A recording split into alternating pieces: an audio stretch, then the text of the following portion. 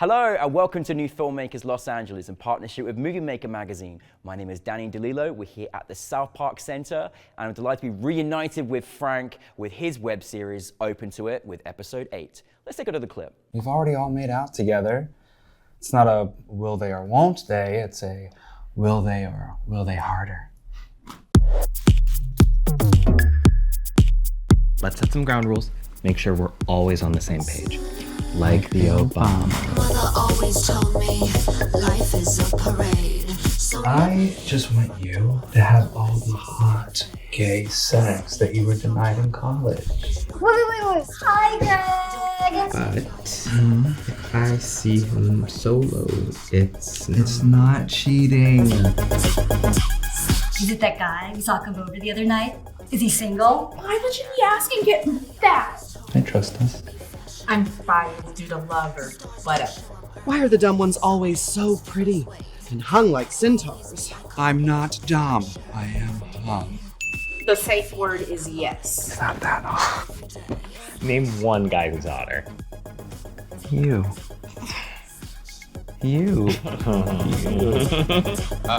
Homosexual crisis. I'm off stage watching my life happen to me as some porny play. Or musical. Because you're gay. I just want to make sure you know what you're doing. Maybe we should just go back to how things were. We love each other. Thank you so much, Frank. We get to finally do this in person. I know, finally, yeah. Third film with us, so you're like, a triple alumni right now. That is true, and it's a show about threesomes, so third time's the charm. Amazing. Frank, we know how much we love you, and we know how much we love your work, and it was so vibrant to experience that with you yesterday. Open to it, we've been, I was gonna say pleasured, is that the right word? We've been pleasured into sharing your wonderful web series with us. This is episode 8, okay? So tell us a little bit about what goes on with Open to It, but also with this particular episode. Absolutely. So you can catch up on season 1 at opentoitseries.com. That's opentoitseries.com. Follow us on social at opentoitseries. So in season 1, we have a main couple, Cam and Greg, who are like experimenting with an open relationship for the first time. It's silly, it's sexy, they make mistakes. Their third, Princeton, is having a moment of self-actualization where he's like, is this what I want or do I need something for myself? And then the lesbian neighbors next door, Elsa and Reggie, are like, this seems messy, but also kind of fun. Should we do this? And that's how we enter season 2. Honestly, like this series is so bingey. Like it's like literally you watch them all in one go.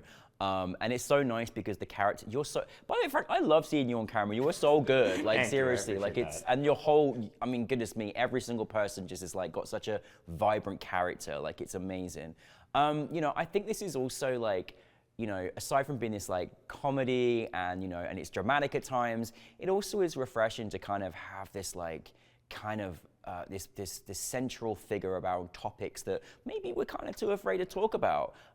Where did this inspiration come for you in sort of taking this idea into a film and, you know, in this particular episode, the kind of topics that we go through, because there's some really important things in this episode that I think should, you know, something that's very important, I think, not just for your project, but also for the industry itself. Yeah, thank you. So I think with this series in particular, I've been inspired by a number of queer web series like Hunting Season, The Outs, and East Siders that were just very forward and frank in their portrayal of, you know, gay people's sex lives, because that wasn't something I saw a lot. Even when watching Hunting Season in particular, I remember being so floored by it because I was like, this is like watching Sex in the City, but with queer people, and I'm not used to seeing that. So with Open to It, I feel like polyamory is one of the like next frontiers because it's still often portrayed as like this apocalyptic heavy thing where it's like, oh, well, this is the death knell of the relationship, instead of like, it can be, sure, but it can also be this like fun thing that couples try and communicate about and that actually accentuates their relationship. And with this episode in particular, that theme is especially appropriate of how do we make this work in a helpful, like exciting way, because the main couple has a love interest played by Jared DeBusk of Netflix's Dahmer, who, he doesn't die in this, don't worry. Yes. And he's very, he's just so charming and sweet, and he happens to be deaf. So the main couple who's hearing has to figure out like, how are we gonna make this work when we don't communicate in exactly the same way? And that just reinforces what I want to share all along of like, you find a way, you work at it, and it can be sweet and sexy.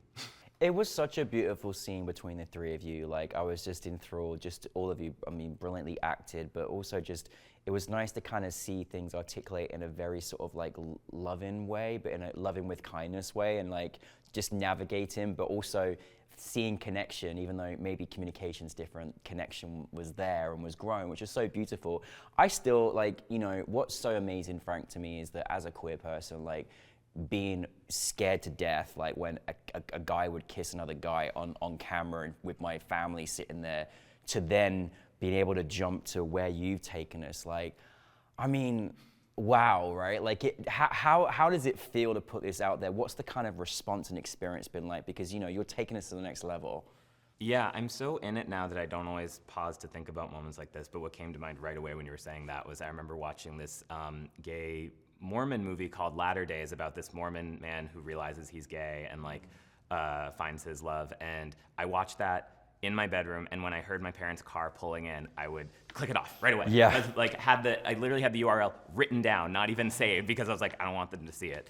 And so it's just, you know, I do reflect on that occasionally of like, people may be consuming this show that way. Like in Canada, when it airs, it's on at like 4 a.m. sometimes. So just always being, I don't know, grateful that I get to do this, honestly. There are moments where like production is frustrating and you have to remember like, I get to do this. Yeah. And then I get to share this, and hopefully people get to receive this and feel less alone than maybe you and I felt at times. Yeah, well, you made me feel less alone. I'm still getting used to the idea of it just being there on screen, but it's also so great because, you know, just beyond the queer community, to make this like universal, like natural, like, you know, and I think I'm so just proud of you for always just orchestrating, you know, just storytelling. What is it like? Listen, I mean, you've had a ball making this web series, I'm sure, but like, you know, being part of, you know, leading this, you know, whole series, like, what are you learning from each episode? What have you learned from the first season to the next season? Like, how has it been for you, this experience for you? Well, I think I can remember the first time I screened this for family and friends and was hearing people like gasp at some of my characters' actions. I was like, oh, I'm the villain. Got it. So I think from season 1 to 2, what people will see is I sort of take like an Orange is the New Black approach where I'm like kind of Taylor Schilling, and it's like I scale myself back a little bit. I'm like, let's share the ensemble with everybody more. Yeah. And that's been one of the best parts of the show. Like in the first few episodes, we only had 5 speaking parts, including myself.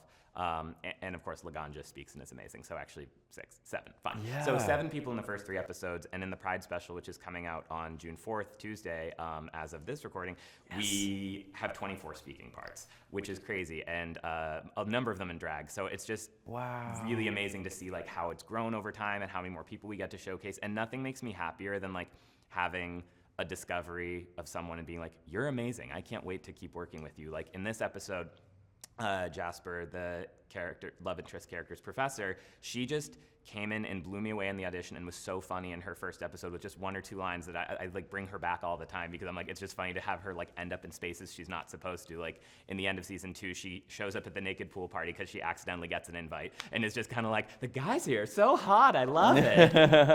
Oh my God. So this is like a show that's actually expanded, which is amazing, because it's like with every series, you know how the first season, then when you get to more seasons, you just see the kind of community, the stories, the budget growing, which is amazing. Like, so you obviously is where we get up to on June 4th, okay? So, you know, is there plans for more seasons? Like, where are you kind of at with the series at the moment? Yeah, one thing I'm conceiving right now, because we had so much fun making the Pride special, and I'm anticipating people enjoying it, I hope, I really like it, is wanting to do a Pride special for season 2 as well. Mm-hmm. I'm not quite sure what the concept would be yet. I'm like circling around a Pride parade, maybe like competing 2 dates to the prom of like the guys are showing up at Jasper's party, then Princeton's party, or like a musical. Yeah. So it depends on, as always, what the budget is. But we're very fortunate with this Pride special to have participation from brand sponsors who brought it to life. Great. And I'm super grateful for, so I'm hopeful something like that can happen, and then season 3 and beyond. Amazing. Well, listen, I can't underestimate how much hard work goes into making a web series. Like, it's a lot of work. Okay, we've seen 3 now. I'm looking forward to you bringing the 4th one to us as well. Okay. But let me just ask you this: like, any advice for anyone making a web series? What do you have, Frank? Run away. No, just the opposite, actually.